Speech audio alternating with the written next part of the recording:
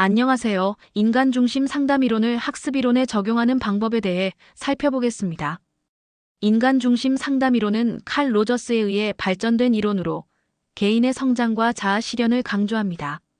이 이론은 상담 과정에서 비판단적 수용, 공감, 진정성을 바탕으로 클라이언트가 자신의 문제를 탐색하고 해결할 수 있도록 지원합니다. 이러한 원칙들은 교육 환경에서도 매우 중요한 요소로 작용할 수 있습니다. 학생들이 자기 주도적으로 학습하고 안전한 환경에서 성장할 수 있도록 돕는데, 이 이론이 어떻게 활용될 수 있는지를 탐구할 것입니다. 오늘 강의를 통해 우리는 인간 중심 상담 이론의 기본 원칙을 이해하고 이를 학습 이론으로 적용할 수 있는 다양한 방법과 사례를 살펴보겠습니다. 또한 이 이론에 어울리는 학습자의 특성에 대해서도 논의할 예정입니다.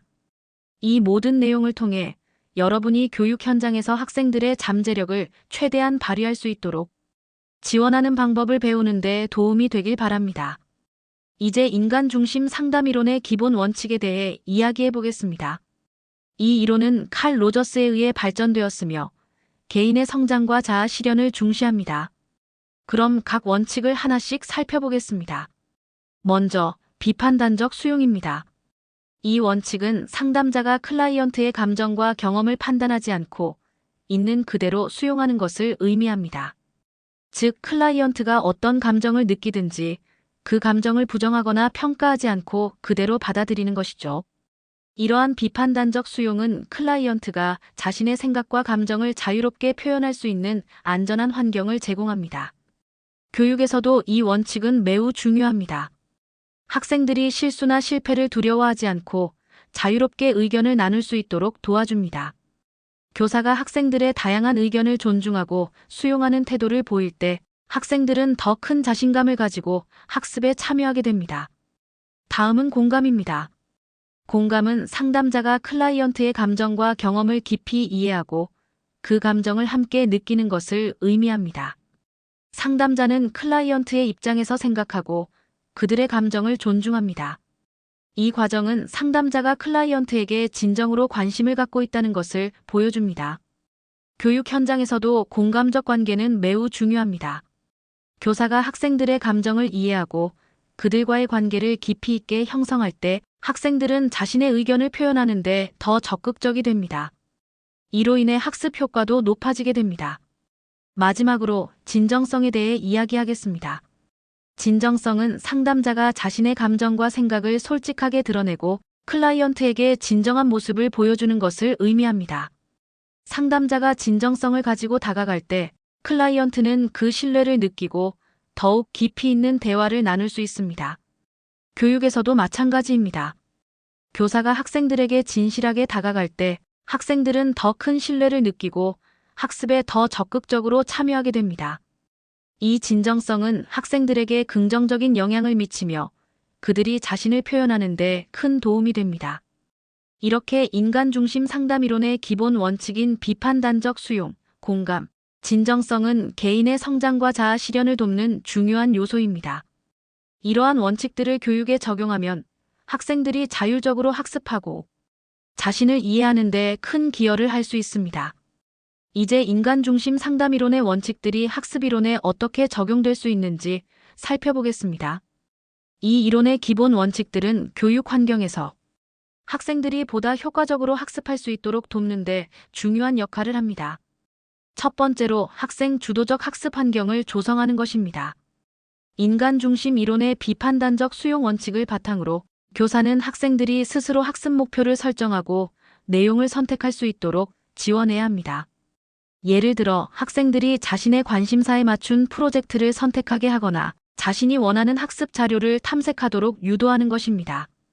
이렇게 함으로써 학생들은 자신의 학습에 대한 주체성을 느끼고 더욱 적극적으로 참여하게 됩니다.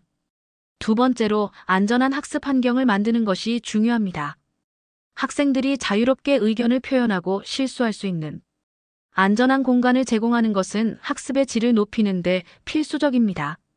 교사가 학생의 의견을 존중하고 비판하지 않는 태도를 보일 때 학생들은 두려움 없이 실험하고 탐구할 수 있습니다. 이러한 환경은 학생들이 자신의 생각을 자유롭게 나눌 수 있도록 하여 창의적인 사고를 촉진합니다. 세 번째로 공감적 관계를 형성하는 것입니다. 교사가 학생의 감정과 경험을 이해하고 존중하는 태도로 다가갈 때 학생들은 더 큰 신뢰를 느끼고 학습에 더욱 몰입하게 됩니다. 예를 들어, 교사가 학생의 개인적인 이야기에 귀 기울이고 그에 맞춘 피드백을 제공하는 것은 학생들에게 긍정적인 영향을 미칩니다. 이러한 공감적 관계는 학생들이 자신의 의견을 표현하는데 큰 도움이 됩니다.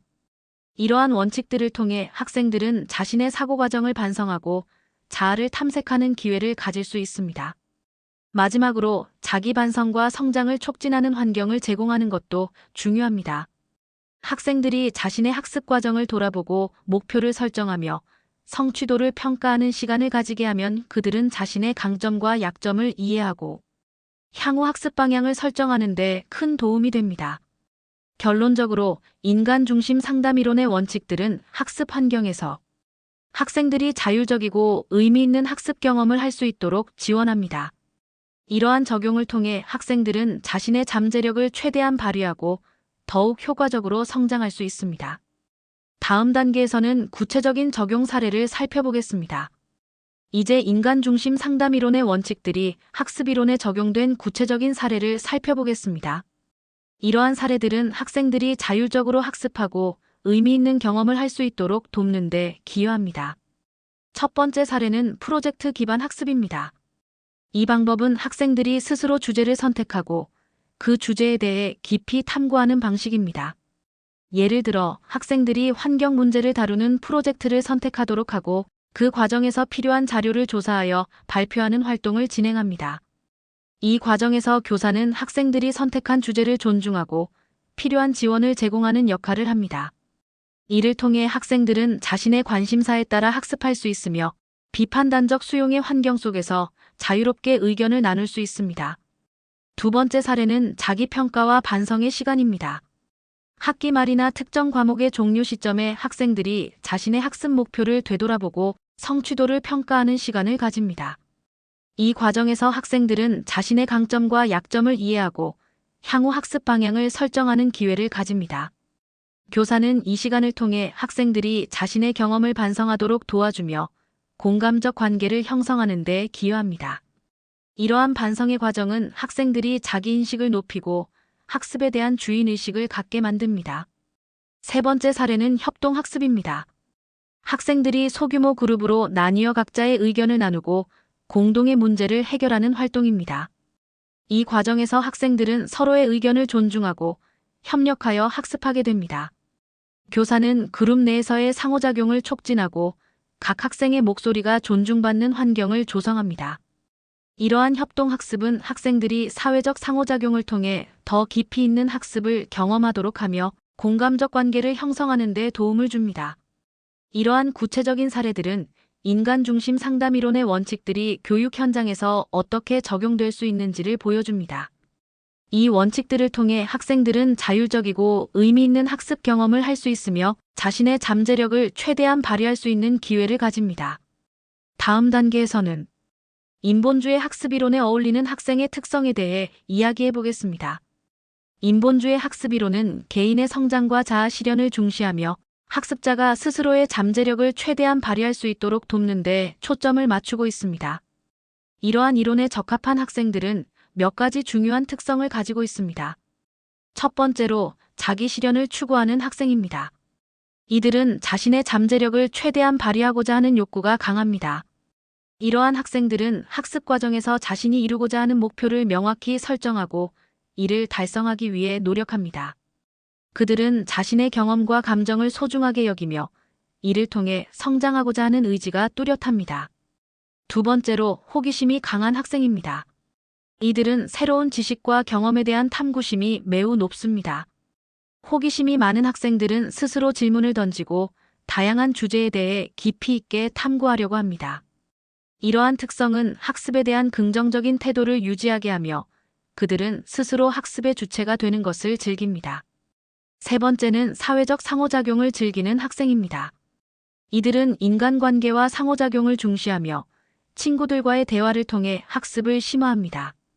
서로의 경험을 공유하고 다양한 의견을 나누는 과정을 통해 더 나은 이해를 도모합니다. 인본주의 이론에서는 이러한 사회적 상호작용이 개인의 성장에 매우 중요하다고 강조합니다. 마지막으로 개방적인 태도를 가진 학생입니다. 이들은 새로운 아이디어와 경험을 수용하는 데 유연성을 가지고 있습니다. 개방적인 태도를 가진 학생들은 다양한 관점을 존중하며 실수에 대해 긍정적으로 반응합니다. 이러한 태도는 그들이 학습 과정에서 겪는 도전과 변화를 수용하게 하며 더 나아가 자신을 발전시키는 데 큰 도움이 됩니다. 이러한 특성을 가진 학생들은 인본주의, 학습이론의 원칙들이 잘 적용될 수 있는 환경에서 더욱 효과적으로 성장할 수 있습니다. 교사는 이러한 학생들의 특성을 이해하고 그들이 자율적이고 의미 있는 학습 경험을 할 수 있도록 적극적으로 지원해야 합니다. 결론적으로 인본주의 학습이론에 어울리는 학생들은 자기 실현, 호기심, 사회적 상호작용, 개방적인 태도를 통해 자신의 잠재력을 최대한 발휘합니다. 이러한 학생들을 이해하고 지원하는 것은 교육 현장에서 매우 중요합니다. 이제 인본주의 학습이론과 관련된 주요 학자 및 이론에 대해 살펴보겠습니다. 인본주의 이론은 교육 및 심리학 분야에 큰 영향을 미쳤으며 여러 학자들이 이론을 발전시키는 데 기여했습니다. 칼 로저스는 인본주의 심리학의 대표적인 학자로 인간 중심 상담 이론을 발전시켰습니다. 그는 개인의 자아 실현과 성장에 중점을 두었으며 비판단적 수용 공감, 진정성의 중요성을 강조했습니다. 로저스의 이론은 교육에서도 학생들이 자율적으로 학습할 수 있는 환경을 조성하는 데 큰 영향을 미쳤습니다. 아브라함 매슬로우는 인간의 욕구를 계층적으로 정리한 욕구 위계 이론으로 유명합니다. 그는 인간의 기본적인 욕구가 충족되어야 자아 실현이 가능하다고 주장했습니다. 매슬로우의 이론은 학생들이 학습에 참여하기 위해 필요한 심리적, 사회적 환경을 이해하는 데 중요한 기초가 됩니다.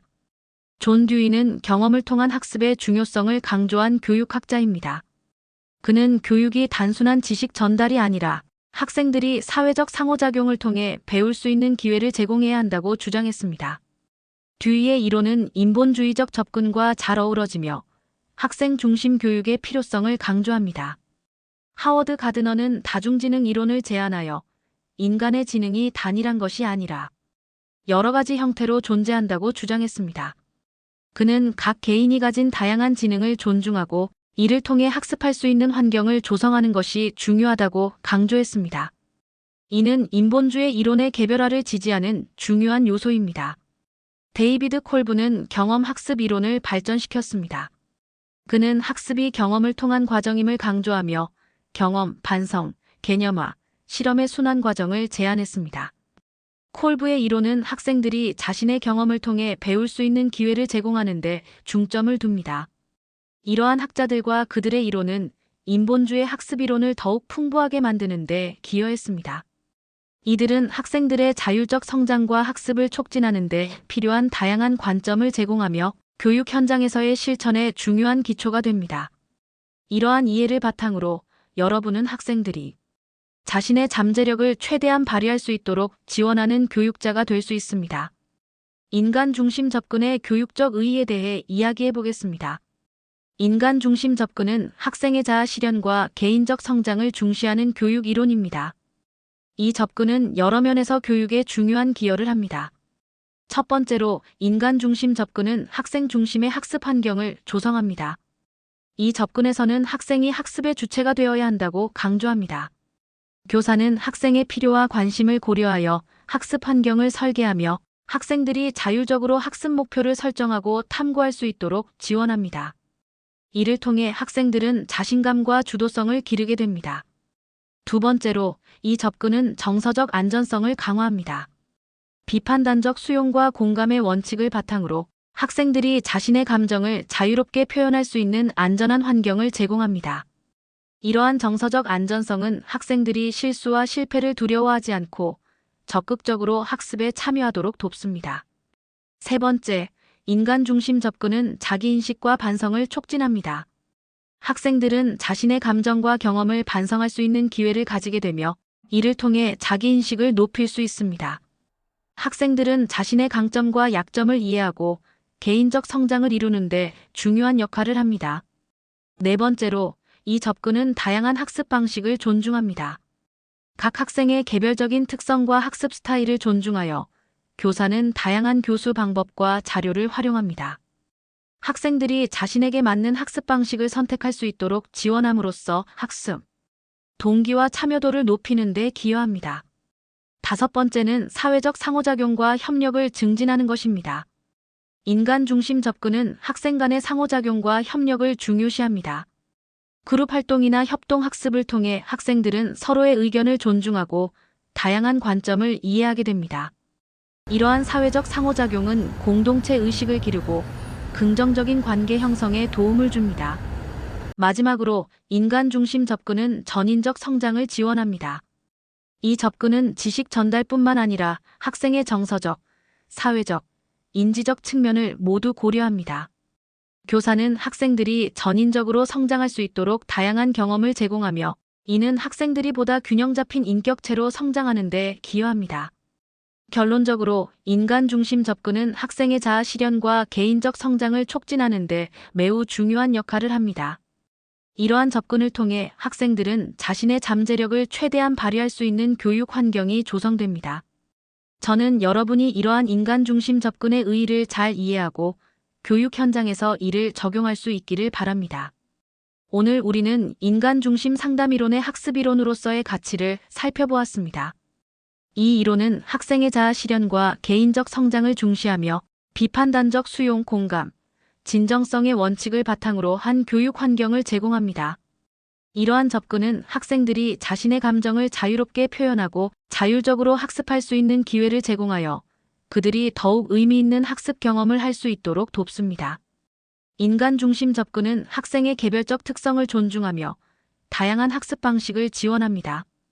또한 사회적 상호작용과 협력을 통해 공동체 의식을 기르고 전인적 성장을 촉진하는 데 기여합니다. 이러한 점에서 인간 중심 상담 이론은 교육 현장에서 매우 중요한 이론적 기반이 됩니다.